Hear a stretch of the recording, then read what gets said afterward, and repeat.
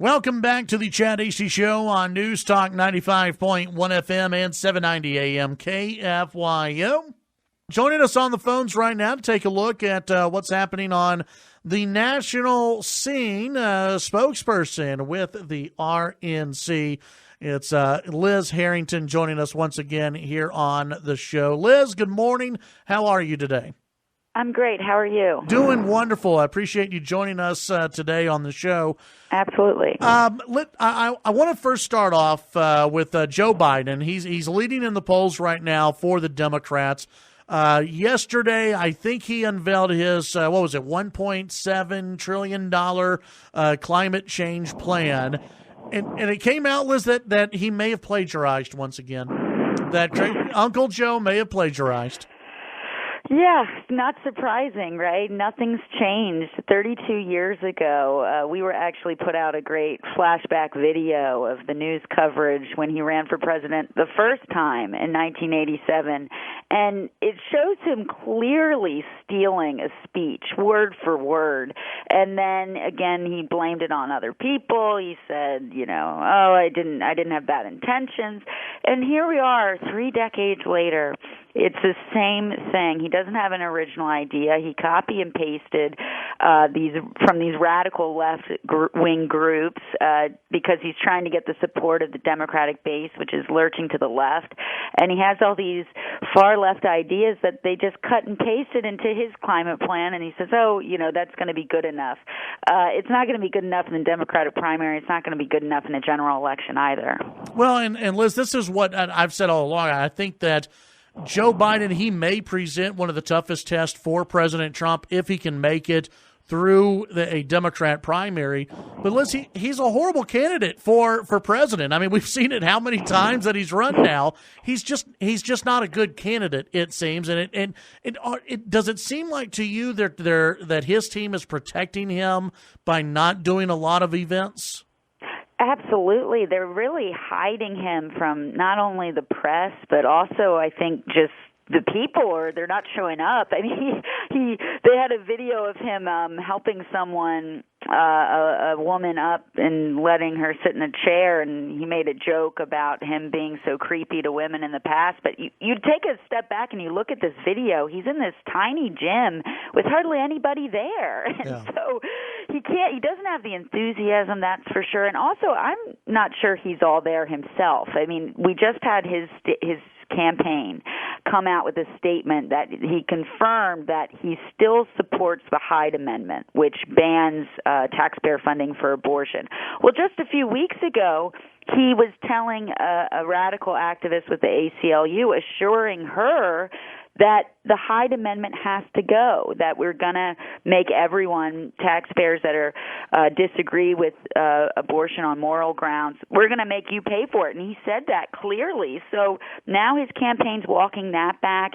He's got a real problem just in the way he's running this campaign. He's lurching to the left, and we don't know where he stands at all. He's apparently putting his finger in the wind, telling radical left-wing activists one thing, and then the campaign itself has to clean it up to try to pretend that he's some moderate. But we're not buying it. Well, Liz, when I look at this Democrat primary, and I've called it the Democrat Socialist primary because it really seems as though it's the Alexandria Ocasio-Cortez primary, that she's winning the primary without running for president because they're all trying to adopt her ideas because I guess they think it's popular around the country. It may be popular with socialists, but I don't think they're popular around the nation. But I mean, even with this climate change plan that Biden put out, it seems he's just trying to win favor with Ocasio-Cortez. Absolutely. And you see that in the House Democratic caucus as well. And she and Ilhan Omar and Rashida Tlaib, they're really kind of bleeding the speaker now, and she's forced to, throw them an impeachment bone every now and then to kind of appease this radical base. But they're all going in that direction. And who really started this was Bernie Sanders. And he's still one of the front runners along with Joe Biden.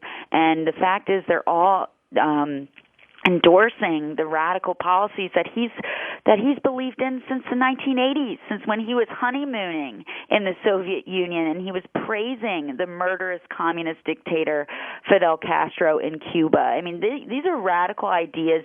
Bernie Sanders hasn't changed, but the Democratic Party in the mainstream, all these 2020 candidates, they're changed. They're adopting all these policies, whether it's, Medicare for all, which is really just socialized medicine that will give the government control, a DMV-style healthcare system, and kick 180 million Americans off their private care. These are the ideas, and the Green New Deal, of course, is just nothing new about it. It's all the failed socialist ideas of the 20th century that we saw in the Soviet Union and elsewhere. So they're all adopting these really radical policies, and I think it's going to be a big problem for them next year, whoever gets the nomination. Visiting with national spokesperson for the RNC, Liz Harrington.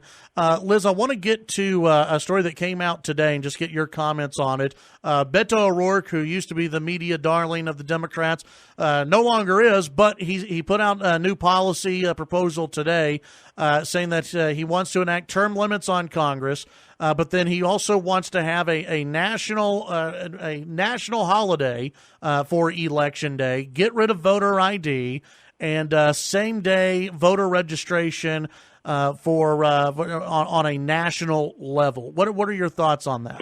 Well, the Democrats are so worried about Russia meddling and changing votes, even though not a single vote was changed in 2016. They're so worried about election interference, and yet they don't want to protect the ballot. They don't want ballot integrity, and they don't want simple steps like voter ID, which will just ensure that there's no fraud going on. And they claim that they can't have it both ways. They can't claim that there's absolutely no threat of voter fraud, and then on the other hand say Russia stole the election, and then not want to put these common sense things in place. But I think it's clear that Beto O'Rourke, his plan is just another way to.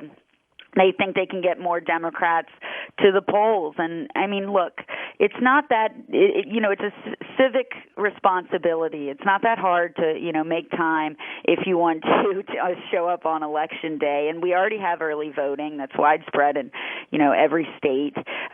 States are very different, have various rules, but we don't need more, a holiday or more, rolling back of rules. I mean, it's pretty easy to vote in this country, and we should all want to, if we're concerned about our elections and the integrity of the results, then we should be supporting voter ID. I got to be honest, if we had a national day, for Election Day, I think we just see a lot of people taking a 4-day weekend.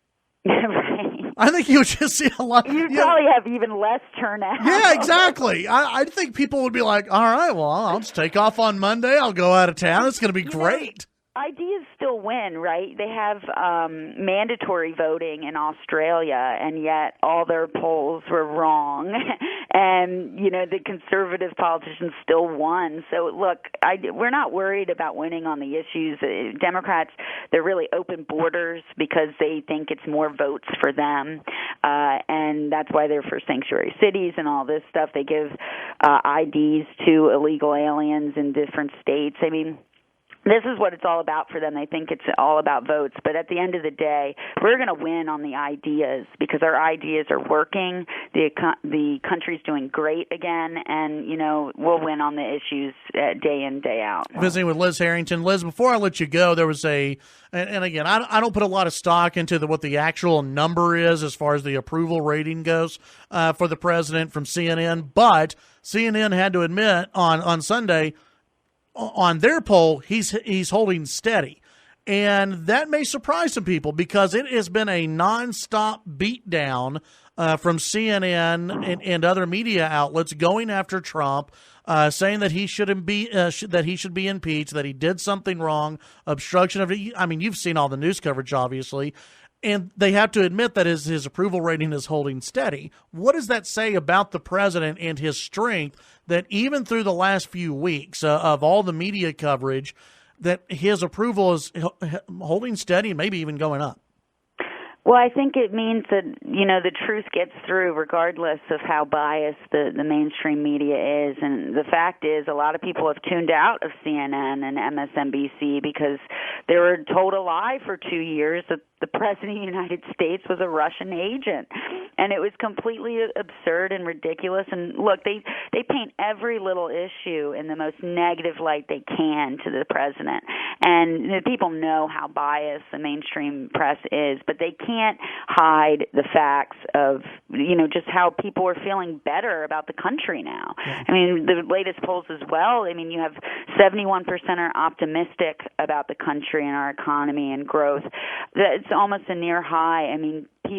Optimism is being restored. And so the media can spin everything against this president. They attack him and his family on a daily basis with really disgusting lies and smears and just really they've really lost all credibility. But the fact is, the American people are feeling better again.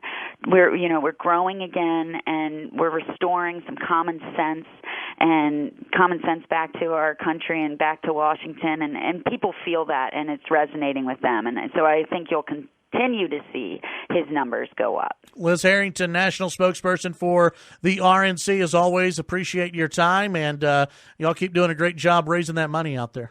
We will. Thanks for having me. Absolutely. That's Liz Harrington here on the Chad Hasty Show, News Talk, KFYO.